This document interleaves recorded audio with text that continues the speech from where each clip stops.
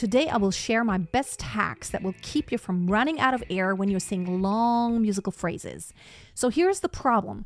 You sing through a phrase, you take a breath, and then you just can't quite make it. Number one reason is you didn't actually take a deep enough breath. And even though you may think you took a deep breath, you may not have. Number one, your posture needs to be lifted. And I know I've said that many times, but unless you have that posture that activates your support and where your diaphragm can actually move and it's out of the way as you're inhaling, you're not really filling your lungs all the way with air. You don't just want to breathe up here, shallow, but you want to breathe deeply down into your abdomen and think down into your butt. Think way down into your butt, your back, your belly.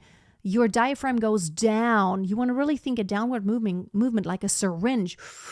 That air goes in, that diaphragm moves out of the way and creates a suction, a vacuum, that and then allows more air to come in. Unless this happens in a really ideal way, you're already not using all the air you could use. So getting enough air in is the first step. And to do that, really get that belly out, get those ribs expanded, and think all the way down into your butt.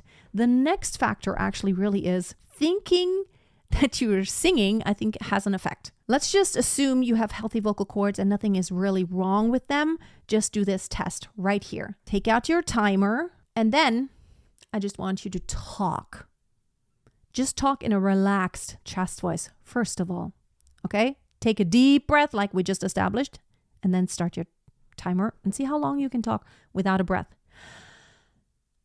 Hello everyone, I'm just trying to talk without a gap in between. I'm not too loud. I'm kind of in my lower relaxed voice and I just want to see how many seconds this is. So we're at 9, 10, 11, 12 seconds, 13, 14, 15, 16, 17, 18, 19, 20. So about 22 seconds. Now, there are hardly any musical phrases that actually are 22 seconds. That is a long time on one breath and vocalizing. Yes, that was vocalizing. I could try it in the middle of my voice and probably would be almost the same. Now, I could try it in my head voice and I would recommend a siren. Let's do that. Probably will be much longer.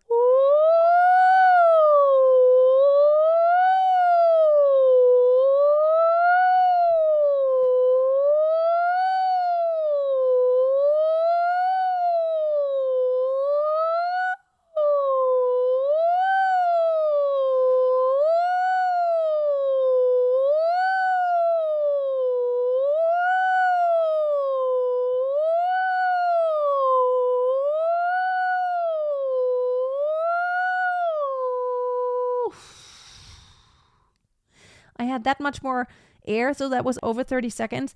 The point I'm making is that most of the time, the problem isn't that you have lungs that are small or that it's just your vocal cords maybe don't close right. The problem is that when you sing, you start doing all these things that leak air or that don't support. So we just established the air going in is important and the vocal cords closing properly, that's also important. What do we do? For better vocal cord closure, short exercises, for example, something like a semi-occluded vocal tract, like on a knee or a na, like if you have anything like a song where you run out of breath, sing it on ni ni ni ni ni, ni ni ni, and try a nasal sound on purpose, like very intentionally, a very nasal sound.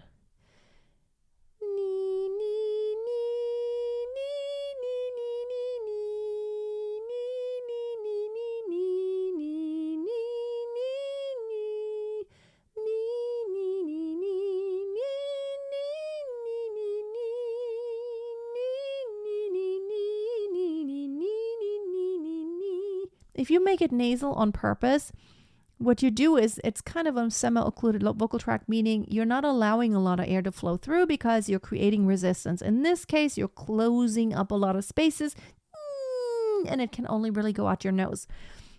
Of course, we ultimately don't want that nasal sound, but these exercises help you be more aware of how little air actually flows and how you're creating that resistance and how your vocal cords still close and still vocalize without leaking air.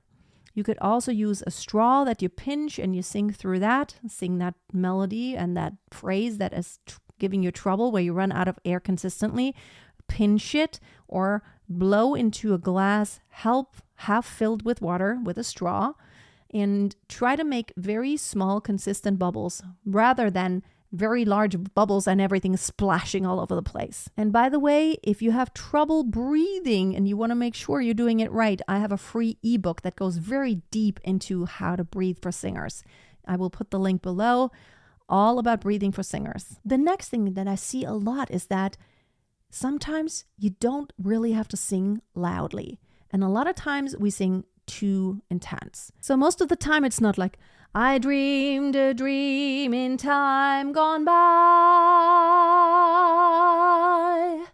when hope was high and life worth living. That would exhaust me. I dreamed a dream in time gone by, when hope was high and life worth living. So most of the time it's not loud. Even when it does get loud, it's always from that perspective of inhalare la voce, that you're not letting out a lot of air. Your vocal cords close very efficiently and you're not letting out the air.